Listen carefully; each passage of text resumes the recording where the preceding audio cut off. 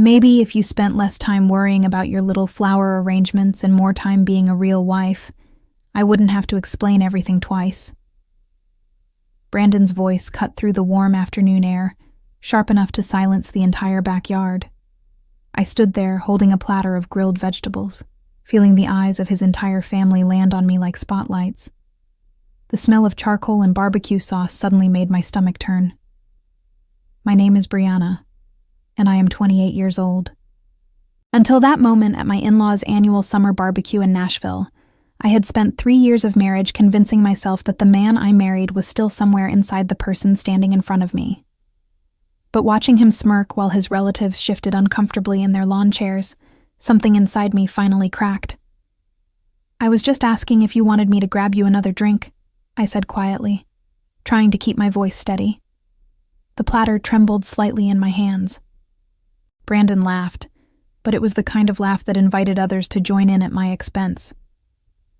"See what I mean? She doesn't even listen. I said I wanted a beer 10 minutes ago. A beer, Brianna, not whatever diet thing you keep pushing on everyone."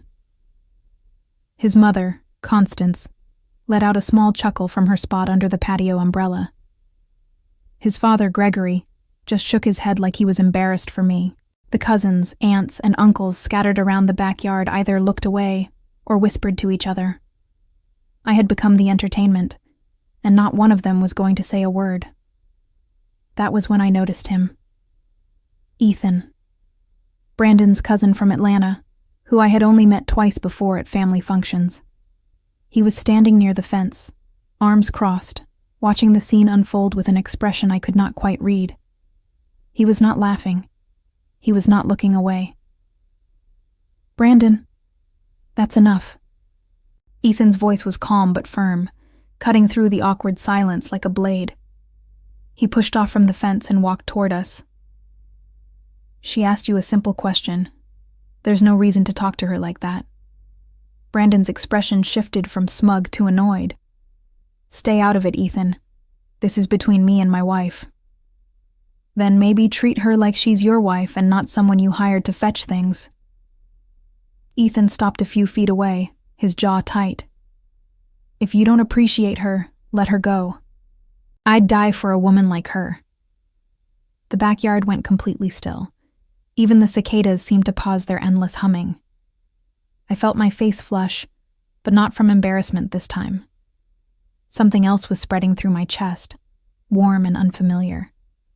Recognition. Someone had finally seen what I had been hiding from myself for years. Brandon sputtered, clearly not expecting anyone to challenge him in front of his family. "What did you just say to me?" "You heard me." Ethan did not back down. His dark eyes moved from Brandon to me, and in that brief glance, I saw something that made my heart stutter. Concern. Genuine, undiluted concern. I set the platter down on the nearest table, my hands still shaking but for a different reason now. The weight of what I knew pressed against my ribs.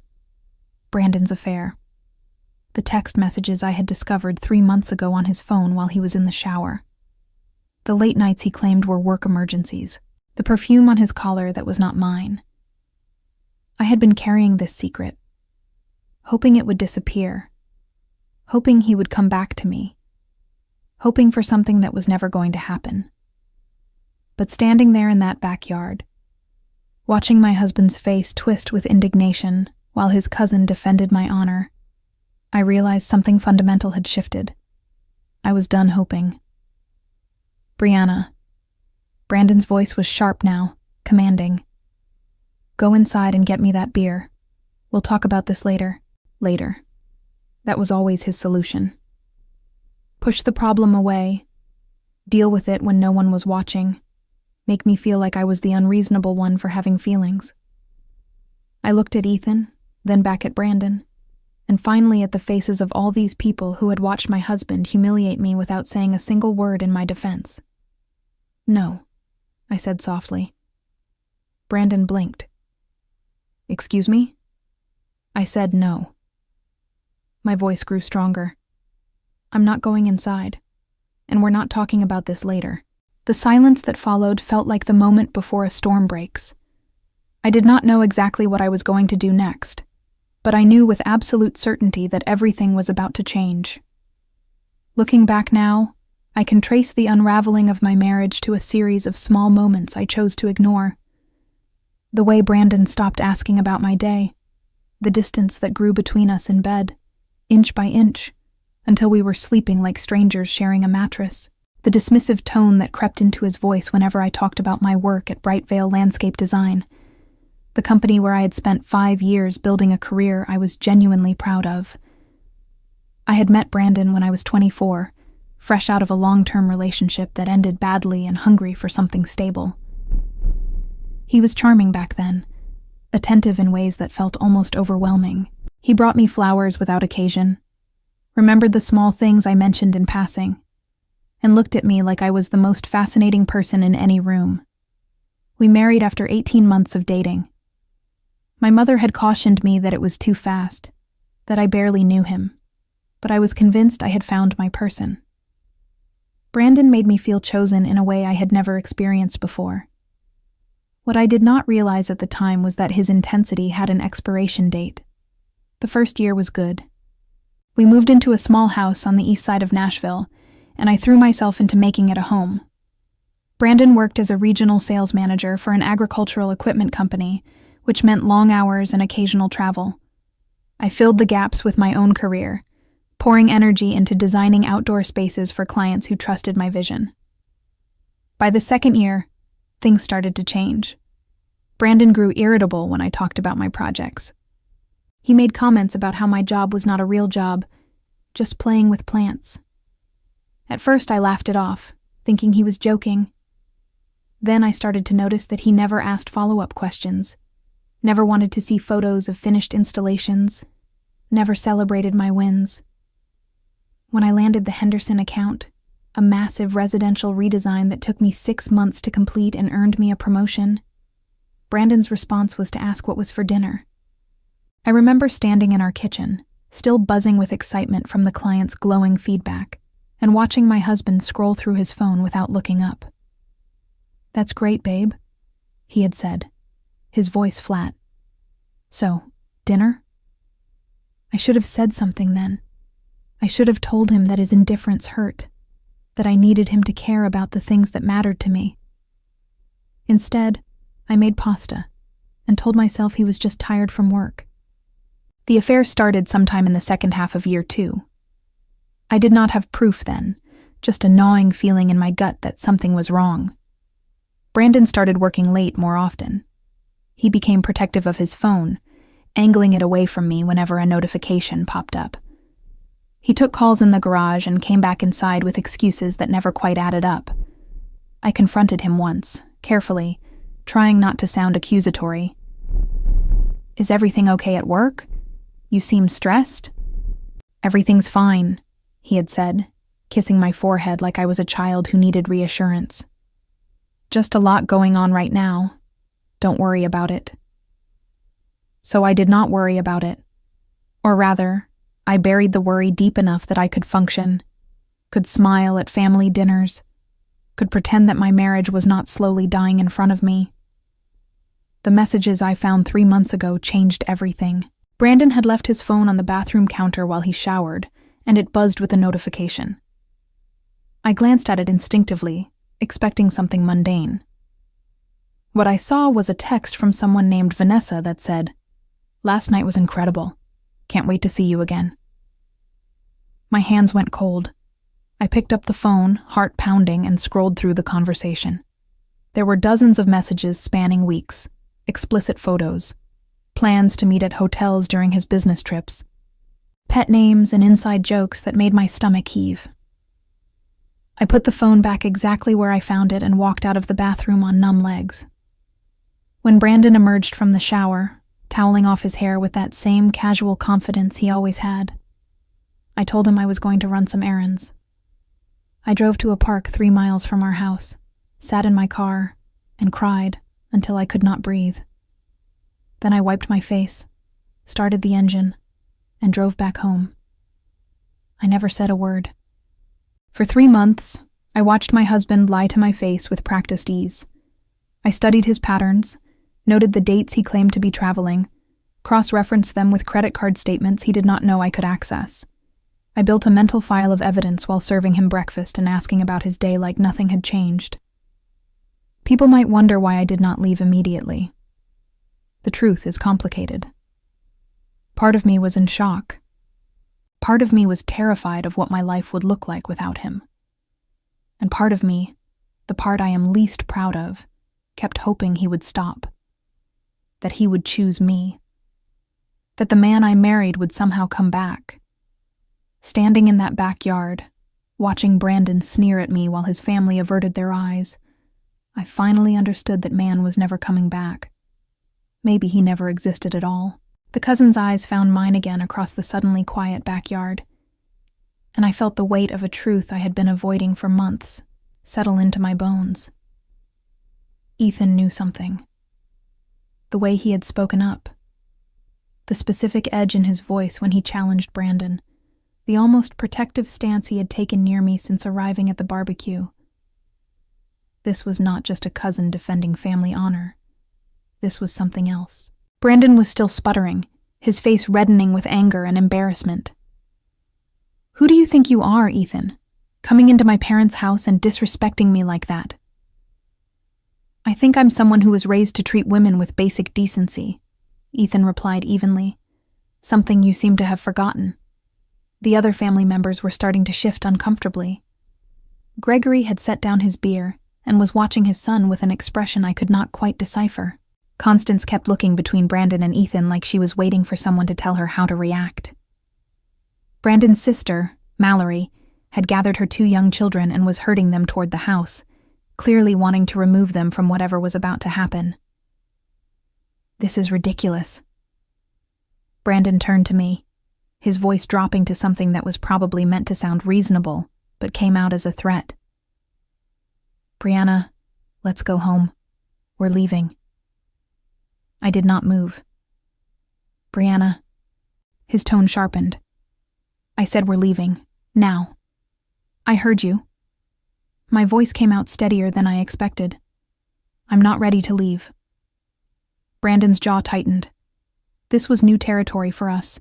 In 3 years of marriage, I had never openly defied him in front of his family. I had always smoothed things over, made excuses, preserved his image even when he was tearing mine apart in private. "Fine," he said through gritted teeth. "Stay here and embarrass yourself. I'll be in the car." He stalked toward the side gate that led to the driveway, not bothering to say goodbye to anyone. The silence he left behind was suffocating.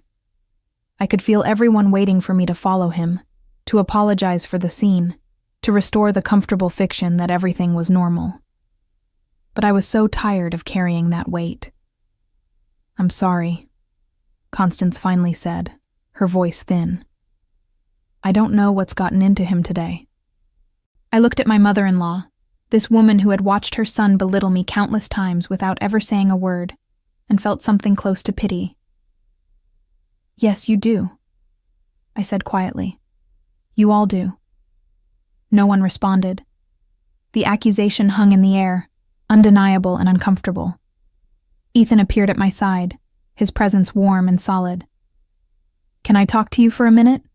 he asked, his voice low enough that only I could hear. "Privately?" I nodded, grateful for an excuse to step away from the scrutiny of Brandon's family. We walked together toward the far corner of the yard, past the elaborate flower beds that Constance hired professionals to maintain, until we were out of earshot. "I need to tell you something," Ethan said, his expression troubled. "And I'm not sure how to say it without making things worse." "I don't think things can get much worse right now," I replied with a bitter laugh. He ran a hand through his dark hair, clearly wrestling with his words. "Brandon and I aren't close. You probably noticed that.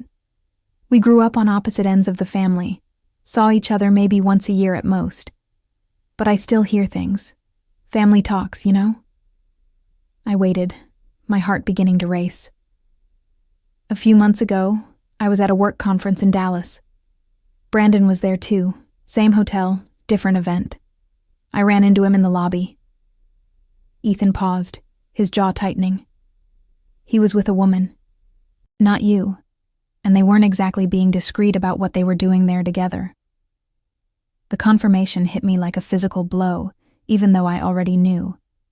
Hearing it from someone else, someone who had witnessed it firsthand, made it suddenly, terribly real.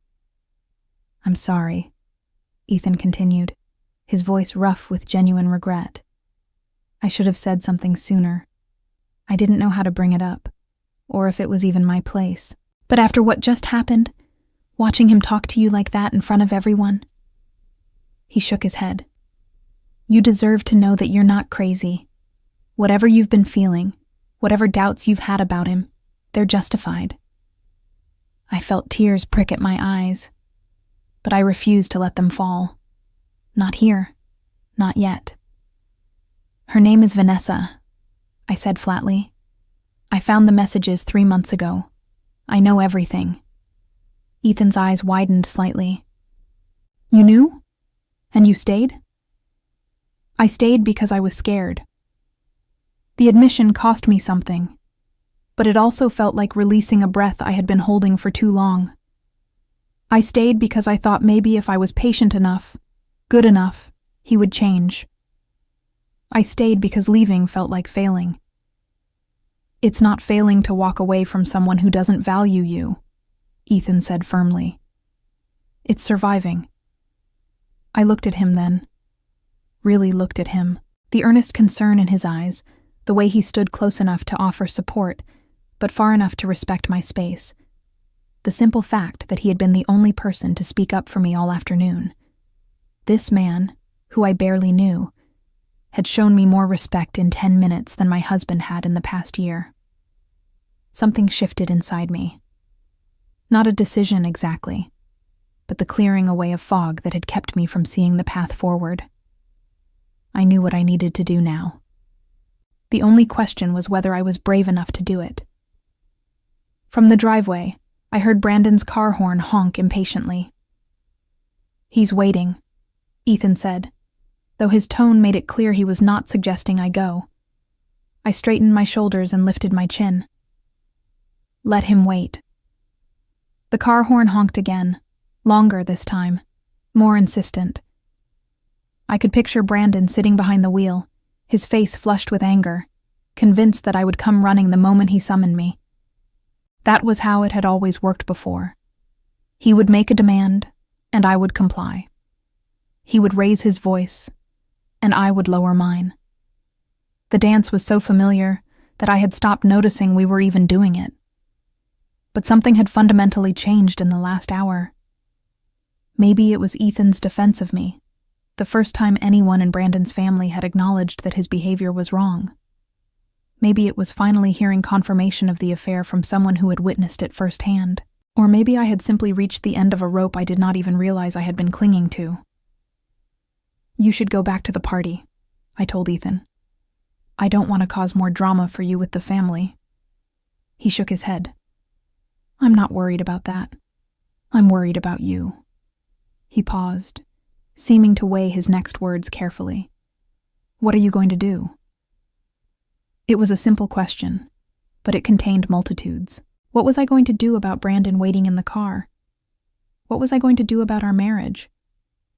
What was I going to do about the life I had built around a man who apparently saw me as little more than a convenience to be discarded when something shinier came along? "I don't know yet," I admitted. "But I'm not going to that car. Not right now." The horn blared a third time, followed by the sound of a car door slamming.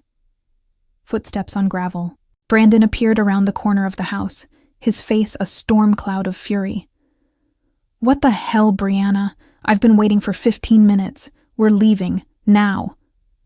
"No." The word came out calm, almost detached. I was surprised by how steady my voice sounded. Brandon stopped short, clearly not expecting resistance. "Excuse me?" I said no. "I'm not leaving with you right now. I need some time to think." "Think about what?" He threw his hands up in exasperation. "What is there to think about? You're my wife. We came together. We leave together. That's how this works." I felt Ethan shift beside me, a subtle movement that positioned him slightly between me and Brandon. The protective gesture did not go unnoticed by my husband. "Oh, I see what's happening here." Brandon's eyes narrowed as he looked between us. "You've been talking to him, haven't you? Filling your head with garbage. What did he tell you?" "Nothing I didn't already know," I replied. Something flickered in Brandon's expression. Just for a moment, I saw a flash of fear behind the anger. He knew. He knew that I knew. The question was whether he would continue to deny it or finally drop the act. He chose denial.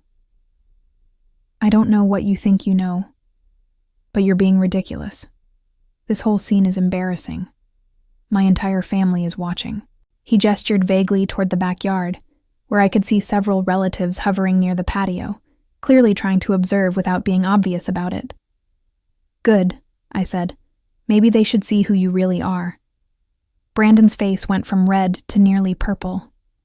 "Who I really am. I'm the one who works 60 hours a week to support us. I'm the one who pays the mortgage on our house. I'm the one who puts up with your obsession with plants and dirt while you play at having a career. And this is the thanks I get?"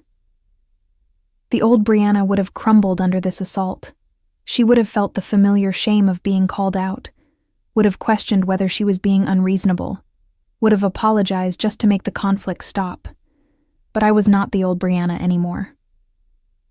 "My obsession with plants and dirt pays for the cars in our driveway," I said quietly. "My career contributed to the down payment on that house, and as for putting up with me, you seemed to find plenty of comfort elsewhere when I wasn't enough for you." The color drained from Brandon's face. "What are you talking about?" "Vanessa." I let the name hang in the air between us. "The woman you've been sleeping with for the past 8 months.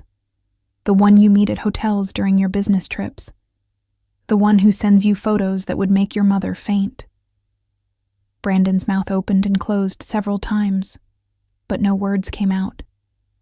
Behind him, I saw Constance step onto the patio, close enough now to hear the conversation. Her face had gone pale. "I found the messages 3 months ago," I continued, my voice gaining strength. "I know about the hotel in Dallas, the weekend in Memphis, the apartment she has downtown that you visit every Thursday when you claim you're working late." I was guessing about some of these details, extrapolating from the pattern of lies I had documented, but his expression told me I was hitting close to the truth. "Brianna." Brandon's voice had shifted from anger to something more desperate. "You don't understand. It wasn't what you think. She means nothing to me. It was a mistake." "A mistake that lasted 8 months?" I shook my head slowly. "A mistake you kept making over and over again while you came home and criticized everything I did? While you made me feel like I was the problem in our marriage?" "I can explain." "I don't want your explanations." I felt tears threatening again, but this time they were tears of release rather than pain. "I want you to leave me alone. Right now, tonight. I need you to go away and let me think." Brandon looked like he wanted to argue, but something in my expression must have stopped him. Or maybe it was Ethan's presence, a silent witness to his unraveling. Or the awareness that his mother was now within earshot, about to hear things that would shatter whatever image he had carefully cultivated. "Fine," he said finally, his voice brittle. "Fine. Take your time. Think about whatever you need to think about. But this isn't over, Brianna. We're going to talk about this." "We will," I agreed. "But not tonight." He stood there for another long moment, clearly struggling with the loss of control. Then he turned and walked back toward the driveway. A minute later, I heard his car engine start and the crunch of gravel as he drove away. I let out a breath I did not realize I had been holding. My legs felt suddenly weak, and I reached out to steady myself on the fence. "Are you okay?" Ethan asked, his voice gentle. "No," I said honestly, "but I think I'm going to be." The aftermath of Brandon's departure was surprisingly quiet. The family members who had been watching from the patio retreated back to their seats, their conversations resuming in hushed tones. Constance had disappeared into the house, and I could only imagine what she was thinking, what stories she was already constructing to protect her son's reputation. Ethan stayed with me by the fence, a solid presence that I was more grateful for than I could express. We did not talk for several minutes, just stood there in the fading afternoon light, letting the adrenaline drain from our systems. "Do you have somewhere to go tonight?" he finally asked. "I mean, if you don't want to go home." I had not thought that far ahead. The house I shared with Brandon suddenly felt like hostile territory, a place where I would have to face his belongings, his smell, the bed we had shared while he was betraying me with another woman. "My friend Jasmine lives about 20 minutes from here," I said slowly. "I could probably stay with her." "That's good. You shouldn't be alone right now." Ethan paused, then added, "And I don't mean that in a weird way. I just mean you've had a lot thrown at you today. Having someone to talk to might help." I turned to look at him, really studying his face for the first time. He had the same strong jaw as Brandon, the same dark hair, but everything else was different. Where Brandon's eyes were calculating, always assessing situations for his own advantage, Ethan's held a warmth that seemed genuine. Where Brandon's smile was often a weapon, a tool for manipulation, Ethan's expression was open, almost earnest. "Why did you speak up earlier?" I asked. "At the barbecue, when Brandon was humiliating me. No one else said anything. They never do." Ethan looked away, his jaw tightening. "Because I've been in that position before. Not exactly the same, but similar enough. I know what it feels like to be belittled by someone who's supposed to love you, and to have everyone around you pretend it's not happening." "You were married?" "Engaged. 3 years ago. She was..." He paused, searching for the right words. "She was very good at making me feel like I was never good enough. Nothing I did was right. The way I dressed, the way I talked, my job, my friends. Everything was wrong. And I kept trying to fix myself, to become whatever she wanted, until I realized that she didn't actually want me to succeed. She wanted me to fail so she could feel superior. What happened? I finally woke up and ended it. Cost me a lot, not just financially, but emotionally. My family didn't understand. They thought I was throwing away a good thing." He shrugged. "But I knew that if I stayed, I would lose myself completely. Some things aren't worth that price." His words resonated deep in my chest, echoing my own feelings about my marriage. I had been so busy trying to be the wife Brandon wanted that I had lost sight of who I was before him. The confident young woman who had graduated top of her class in landscape architecture. The creative spirit who found joy in transforming barren spaces into living works of art. The friend, the daughter, the person who had her own dreams and ambitions. "Can I tell you something else?" Ethan's voice dropped lower, more serious. "Something you might not want to hear?" I braced myself. "Go ahead." "When I saw Brandon at that hotel in Dallas, I didn't just see him with that woman. I overheard part of their conversation. They were talking about money. Your money, specifically." A chill ran down my spine. "What do you mean?"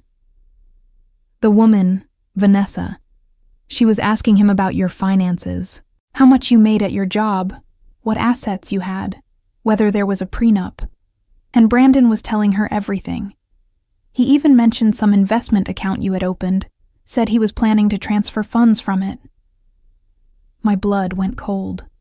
The investment account. I had opened it 2 years ago with an inheritance from my grandmother, keeping it separate from our joint finances specifically because my mother had warned me to always have my own money, just in case. Brandon knew about it, but I had never given him access. Or so I thought. "I checked our accounts obsessively after I found out about the affair," I said, my mind racing. "I didn't see any unusual withdrawals. Maybe he hasn't done it yet. Or maybe he found another way." Ethan's expression was grave. "Look, I'm not trying to scare you. But based on what I heard, this isn't just an affair. He's planning something, and you need to protect yourself." The implications of his words crashed over me like a wave. All this time, I had been focused on the emotional betrayal, the lies about another woman. But what if Brandon's deception went deeper than that? What if the entire marriage had been a calculated move to access my finances, my career, my potential? I thought about how he had discouraged me from involving my family in our finances, how he had insisted on being the one to handle our taxes, how he had casually suggested, more than once, that I add his name to my grandmother's investment account for convenience.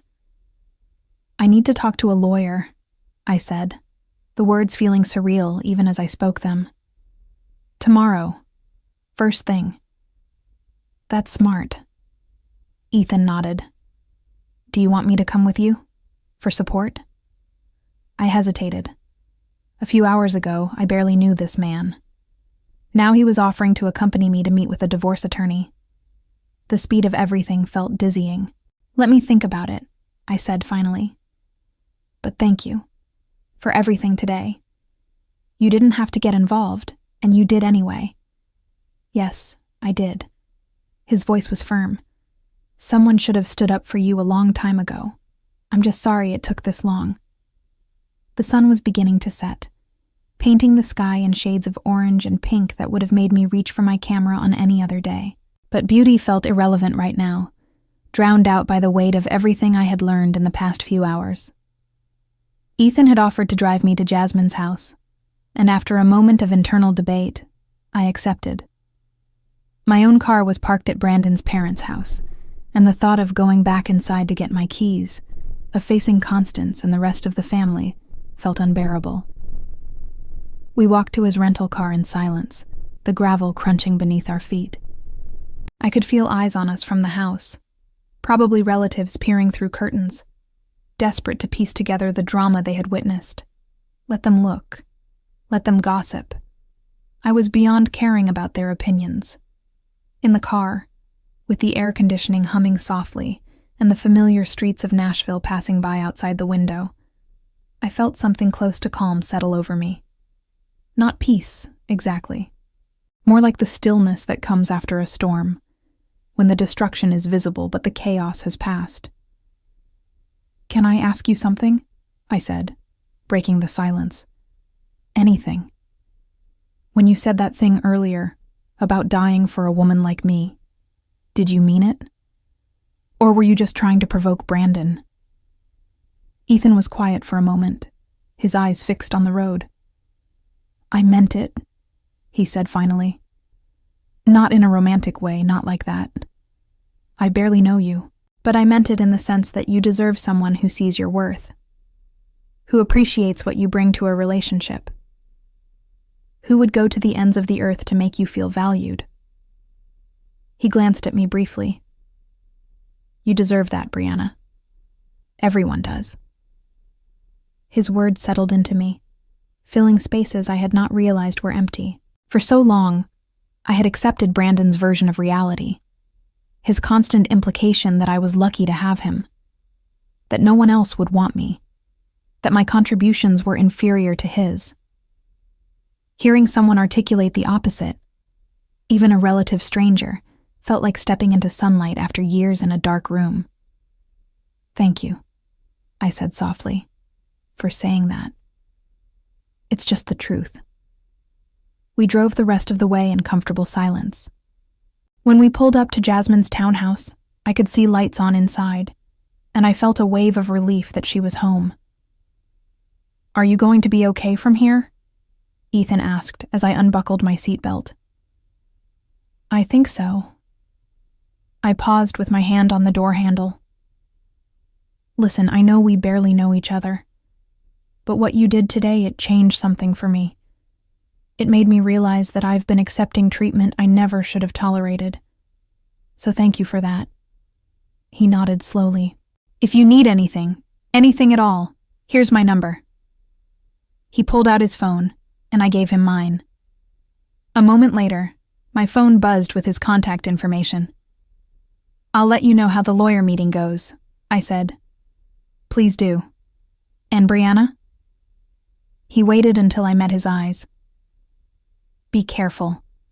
If Brandon is really planning something with your finances, he might escalate when he realizes you're not coming back. People like that, they don't handle losing control very well. The warning sent a shiver down my spine, but I nodded. I'll be careful. Jasmine answered the door within seconds of my knock, took one look at my face, and pulled me into a fierce hug without asking any questions. That was the kind of friend she was. She led me inside, sat me down on her couch, pressed a glass of wine into my hands, and then said simply, "Tell me everything." So I did.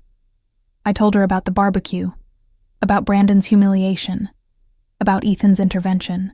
I told her about the affair with Vanessa, the messages I had discovered, the months of silence I had endured. And I told her about Ethan's revelation regarding the overheard conversation, the questions about my finances, the possible financial scheming that went beyond simple infidelity. By the time I finished, the wine bottle was empty, and Jasmine's expression had shifted from sympathy to fury. "I always knew there was something off about him," she said, her voice tight. "The way he talked to you at parties, like you were a child who needed to be managed. The way he would shut down whenever you mentioned your work. I wanted to say something so many times, but I didn't want to overstep." "I wish you had," I admitted. "Maybe I would have woken up sooner." "Maybe, or maybe you needed to see it for yourself." She reached over and squeezed my hand. "The important thing is, you see it now, and you're not going back." It was not a question, but I answered it anyway. "No, I'm not going back." We stayed up late into the night, making lists and forming plans. Jasmine knew a divorce attorney from her work in real estate, someone who specialized in cases involving hidden assets and financial deception. She promised to call first thing in the morning and get me an emergency consultation. I texted Ethan before I fell asleep, just a simple message thanking him again and letting him know I was safe. He responded within minutes. "Glad you're okay. Get some rest. Tomorrow is a big day." Lying on Jasmine's guest bed, staring at the unfamiliar ceiling, I felt something I had not experienced in years. Clarity. The fog of doubt and self-blame that had clouded my judgment for so long was finally lifting. I could see my marriage for what it really was now. Not a partnership, but a cage. Not love, but control. The road ahead would not be easy. I knew that. There would be lawyers and paperwork and probably ugly confrontations with Brandon as he realized I was serious about leaving. There might be financial losses if he had already started siphoning money. There would definitely be judgment from his family, who would find ways to blame me for the destruction of the marriage. But for the first time since my wedding day, I was not afraid. I was angry, yes. Hurt, absolutely. But beneath all of that, I felt something stronger. Something that had been dormant for too long. I felt free. The morning after the barbecue, I woke with a strange sense of purpose that had been absent from my life for longer than I cared to admit. Jasmine was already up, coffee brewing, her phone pressed to her ear as she spoke in the clipped professional tone she reserved for business matters. "Yes, today if possible. It's urgent." She glanced at me and gave a thumbs up. 2 o'clock works perfectly. "Thank you so much." She hung up and turned to me with a grim smile. "You have an appointment with Diane at Hawthorne Legal Associates this afternoon. She's one of the best divorce attorneys in Nashville, and she doesn't mess around." "Thank you," I said, meaning it with every fiber of my being. "I don't know what I would do without you." "You'd figure it out. You're stronger than you give yourself credit for." She poured me a cup of coffee and sat down across from me at her small kitchen table. "But you don't have to figure it out alone. That's what friends are for." My phone buzzed with a text message. I expected it to be from Ethan, checking in as he had promised, but instead, it was from Brandon. "We need to talk. Come home. Please." The please was new. In 3 years of marriage, I could count on one hand the number of times Brandon had used that word with me. The desperation behind it was almost satisfying, a small confirmation that my departure had rattled him in ways he had not anticipated. I did not respond.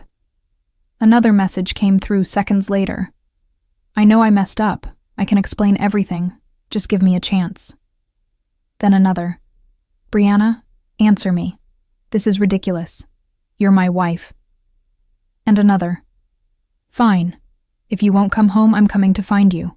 We're going to have this conversation whether you like it or not. A chill ran through me as I read the final message. The threatening undertone was unmistakable. This was not the pleading of a remorseful husband. This was the frustration of a man who was losing control of a situation he had expected to dominate. He's threatening to come find me, I told Jasmine, showing her the messages. Her expression hardened. He doesn't know you're here, does he? I don't think so. But he could probably figure it out. He knows you're my closest friend. Then we need to be smart about this. Jasmine was already moving, grabbing her keys from the counter. You're not staying here alone today. You're coming with me to my office, and then we're going straight to that lawyer appointment. If he shows up here, he'll find an empty house. I appreciated her protective instinct, but I also felt a rising anger at the situation. Why should I have to hide? Why should I have to arrange my movements around Brandon's unpredictable temper? I had done nothing wrong. He was the one who had betrayed our vows, who had lied and schemed and treated me like a possession rather than a partner. I'm not going to run from him forever, I said firmly. But you're right. Today, I need to focus on protecting myself legally. The confrontation can wait. We left Jasmine's townhouse through the back door, just in case Brandon was already watching the front. It felt paranoid, but Ethan's warning about escalation echoed in my mind. People who are losing control can become dangerous. I was not going to underestimate what Brandon might do when he realized his carefully constructed world was crumbling. The morning passed in a blur of coffee and distraction at Jasmine's real estate office. Her colleagues were kind enough not to ask questions, though I caught a few curious glances. I spent most of the time on my phone, researching divorce proceedings in Tennessee and making notes about the financial documents I would need to gather. At 1:30, Jasmine drove me to Hawthorne Legal Associates, a sleek office building in downtown Nashville. Diane turned out to be a woman in her 50s, with sharp eyes and a no-nonsense demeanor that immediately put me at ease. "Tell me everything," she said, after we had settled into her office. "Start from the beginning and don't leave anything out." So I told her. The affair, the financial concerns Ethan had overheard, the years of emotional manipulation, the public humiliation at the barbecue. Diane listened without interruption, occasionally making notes on a legal pad, her expression revealing nothing. When I finished, she leaned back in her chair and fixed me with a direct gaze. "First things first, do you have access to your financial records? Bank statements, investment accounts, tax returns?" "Some of them. Brandon handled most of our finances, but I have my own accounts that he doesn't control." "Good. That's smart." She made another note. "Here's what we need to do immediately. First, we freeze any joint accounts so he can't drain them before the divorce is finalized. Second, we get copies of every financial document you can access. Third, we document everything, every threatening text, every piece of evidence of the affair, every instance of his controlling behavior." "And if he's already moved money around?" Diane's smile was thin, but confident. "Then we find it. Forensic accountants are very good at their jobs. If your husband has been hiding assets or planning to defraud you, we will uncover it. The next 2 weeks were the most intense of my life." Diane moved with the precision of a general executing a battle plan, filing paperwork, issuing subpoenas, and coordinating with a forensic accountant who began combing through every financial record associated with my marriage. What we found was worse than I had imagined. Brandon had not just been planning to access my investment account, he had already done it. Using forged documents, he had added himself as a co-signer 6 months ago and had been slowly transferring funds to a separate account in his name alone. The total amount missing was nearly $40,000. Money my grandmother had left me specifically because she wanted me to have security and independence. But the forensic accountant discovered something else, something that transformed my anger into cold, calculated determination.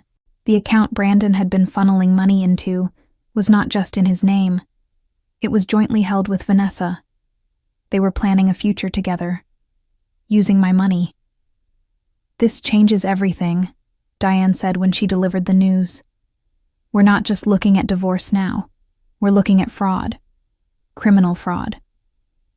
I sat in her office, staring at the documents spread across her desk, feeling a strange numbness settle over me.